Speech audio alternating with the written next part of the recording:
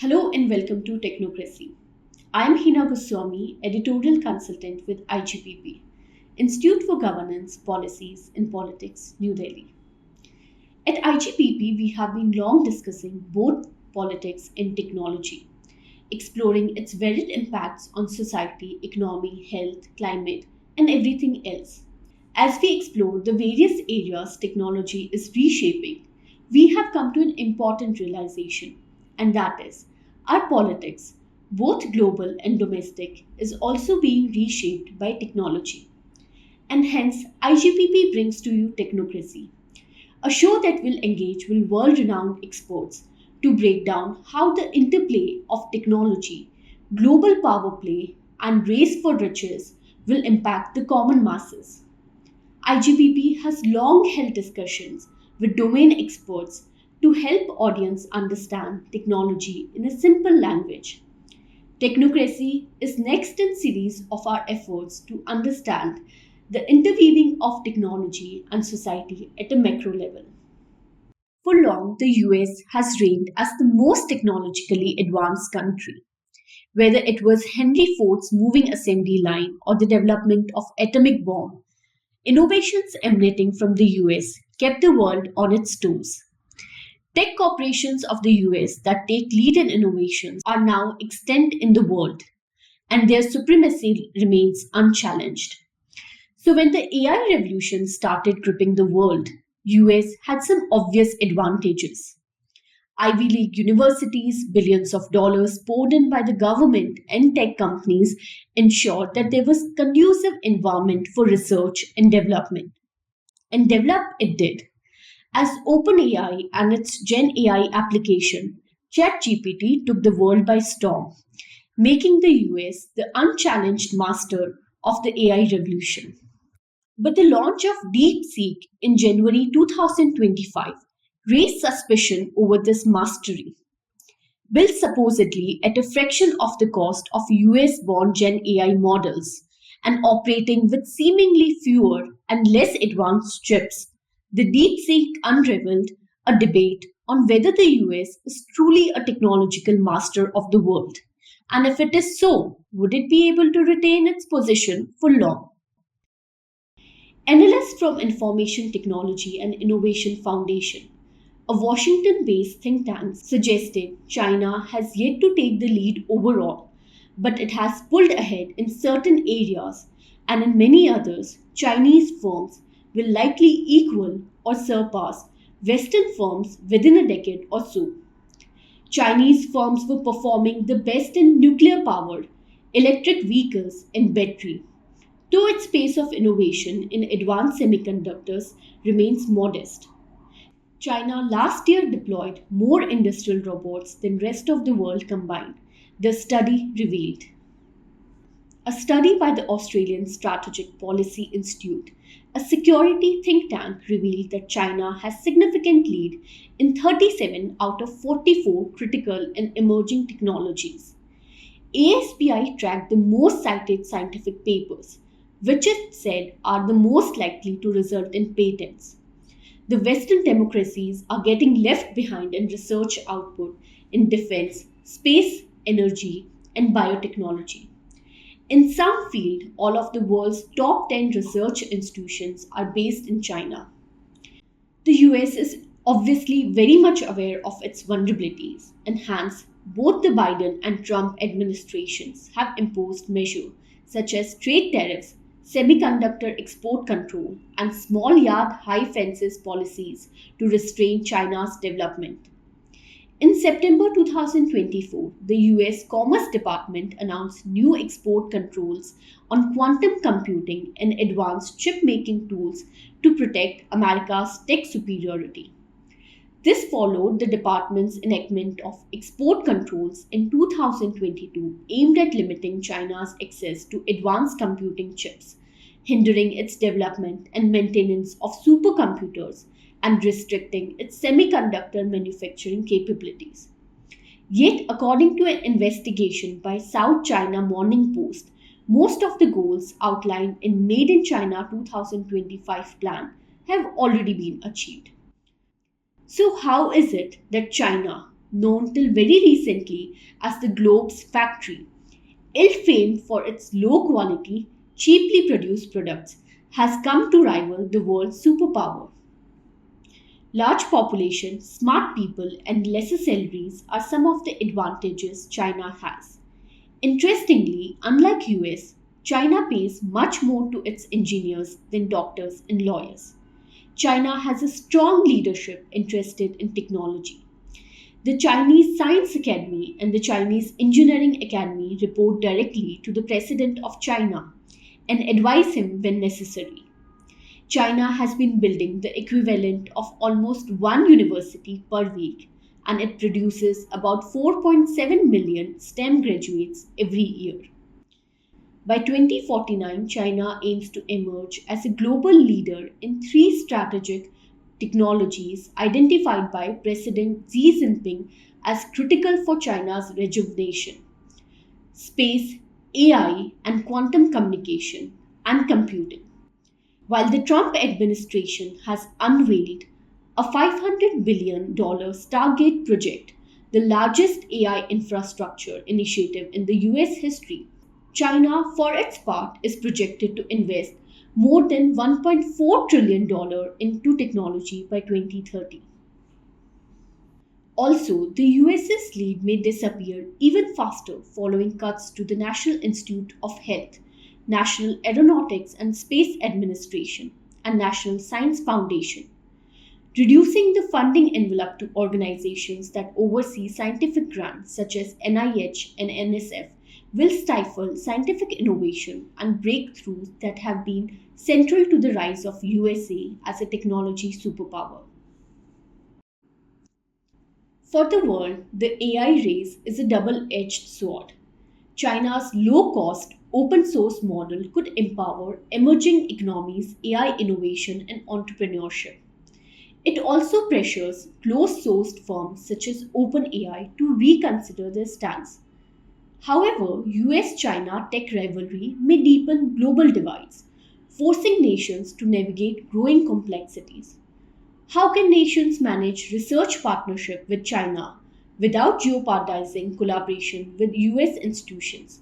And similarly, how can countries reliant on Chinese material and exports avoid Chinese technologies? To further understand the dynamics of this rivalry, today we are joined by Dr. Gatra Priyandita. Dr. Gatra Priyandita is a senior analyst in the Cyber Technology and Security Program at the Australian Strategic Policy Institute.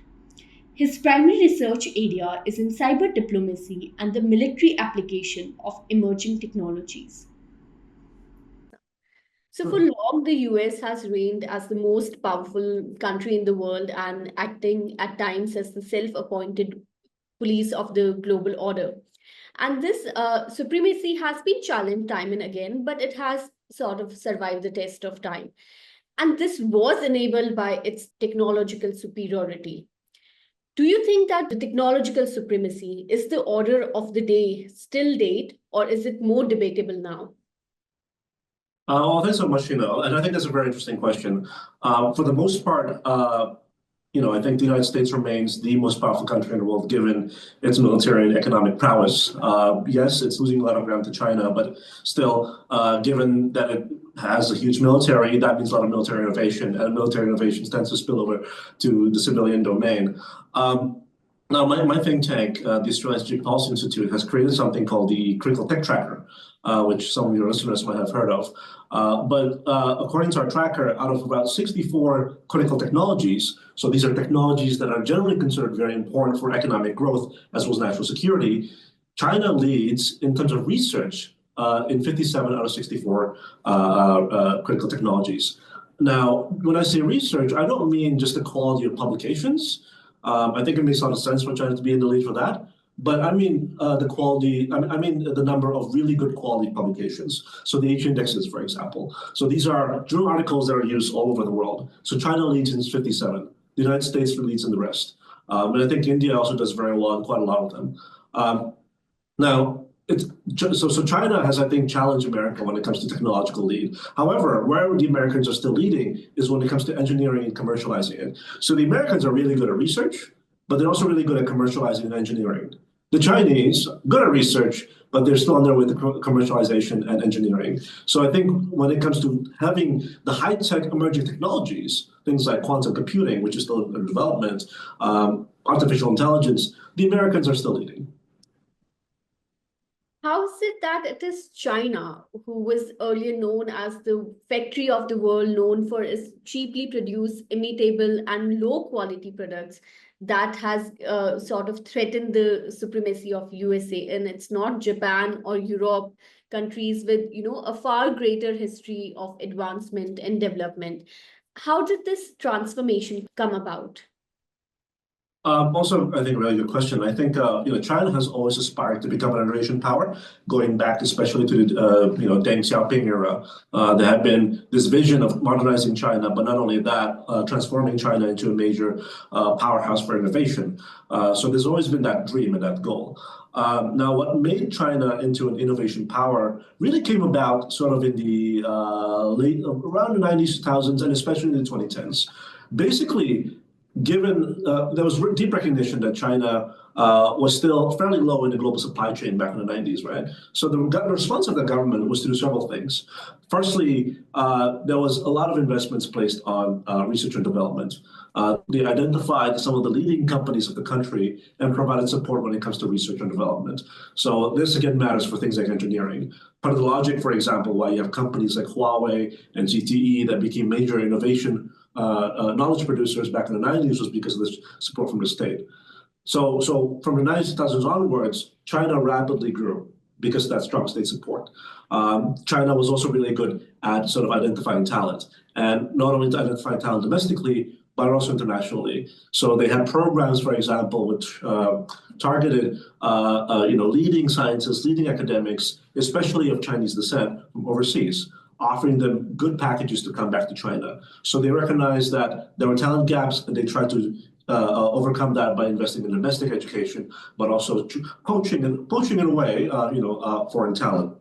Now, 2010 onwards, China really aspired big, and they aspired to basically advance further along the global value chain, and produce more higher technology equipments. So you had something called the Made in China 2025 project that came about in the mid-2010s. China wanted to be a leading producer, or a leading manufacturer, creating high-tech technologies that were not previously produced in China, on things ranging from agriculture all the way to, say, robotics, right? And now, today, in the 2020s, especially in response to US-China tech competition, the Chinese are investing in empowering domestic companies that are also producing, that are seen as relatively niche. And these are companies where China still is dependent overseas. So these are known as the little giants. These are companies with niche areas of expertise. For example, a specific talent when it comes to producing semiconductors. China provides a lot of resources and that empowers them. Now, so there's a lot of that, a lot of state support, but on the downside, there's also a lot of economic cyber espionage. China has been accused of stealing intellectual property going back for decades now. And really, since the 2010s onwards, we have seen in our think tank anyway, this rapid growth in the number of cyber campaigns targeted at industry.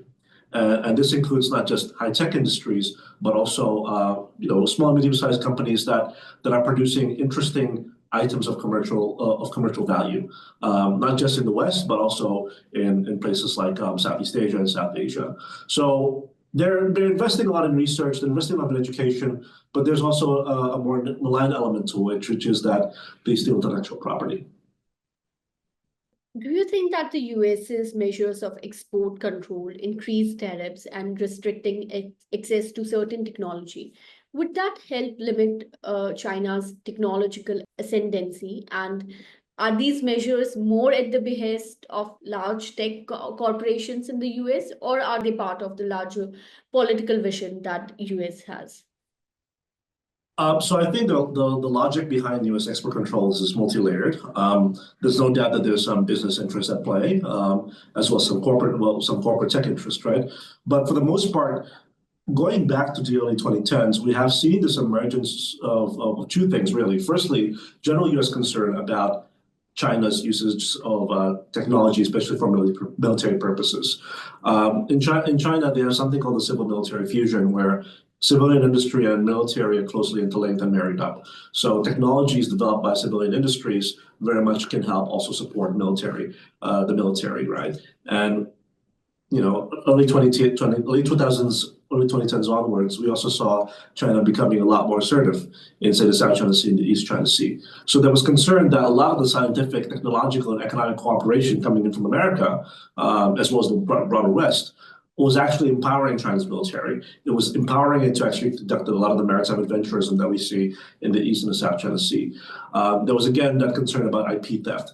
So part of the logic behind the export controls was to sort of limit, again, how much tech and how much scientific engagement there is between the U.S. and China on particular sectors that are seen to be empowering the Chinese military, as well as human rights abuses. I forgot to mention that because some of these technologies and some of these some American companies and Western companies benefit from things like forced labor in Xinjiang.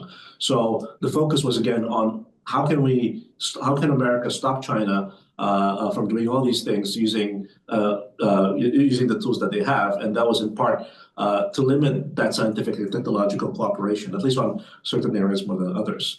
Now, does it have any effect? I mean, that's a good question, and I think it's something that we'll reflect on and have more clearer answers, I guess, in the next decade or so. I mean, looking at very important areas, semiconductors right now, there are obvious effects.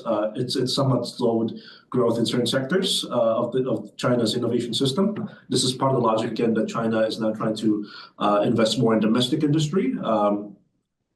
There has been this long-standing concern about supply chains leading to the West as being a form of vulnerability, going back to the 2010s. So now investing in the little giants, as I mentioned, was a way to sort of rectify that.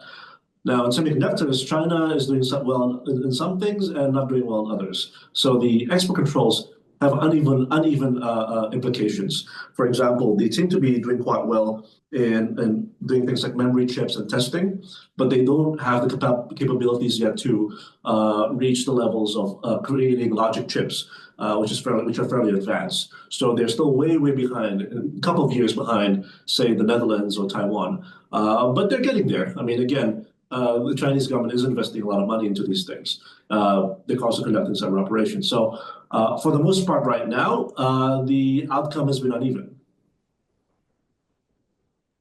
The US-China technological rivalry, what does it mean for the rest of the world? Is the world going to be divided into blocks where some countries depend on China for their tech-related needs and others on the US? And would it lead to larger geopolitical divisions?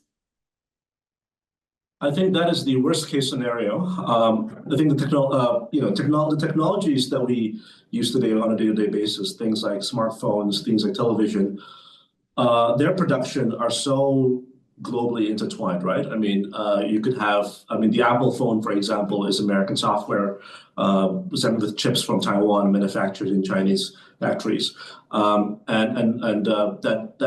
that means that if you want to see complete decoupling, which I think in part the Trump administration is sort of somewhat aspiring to, then that would be both very expensive and will take a long time. The implications of Sino-American tech competition globally has been varied.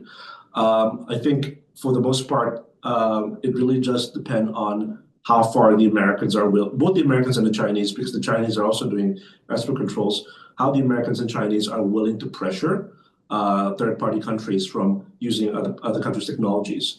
It also depends on the degree in which they are willing to tolerate interoperability between, say, American and Chinese technologies. So right now, the Americans are not using their tools of power in order to coerce, for example, Southeast Asian countries from using Chinese ICT products. The use of, say, Huawei ACT equipment does not necessarily mean you cannot trade with the Americans. It may mean that, for example, there will be restrictions on, say, cyber cooperation or military cooperation, where secrets are exchanged. But for the most part, the Americans have not fully extraterritorialized their China policy. they seem to be, there are elements in which they have done that. Semiconductors is again a good example where they have pressured the Netherlands from, for example, not providing high quality, advanced chips to China. But at the moment, we are still at a level where de-risking or decoupling is only partially there. We are unlikely to see world right now where we operate on two distinct technological systems, but that doesn't mean that wouldn't be able to happen in the long term, right? Because again, it depends largely on the quality of US-China tech competition, and just how difficult it is to ensure that American and Chinese tech can be interoperable. Thank you so much for joining us for this discussion and giving your insightful remarks.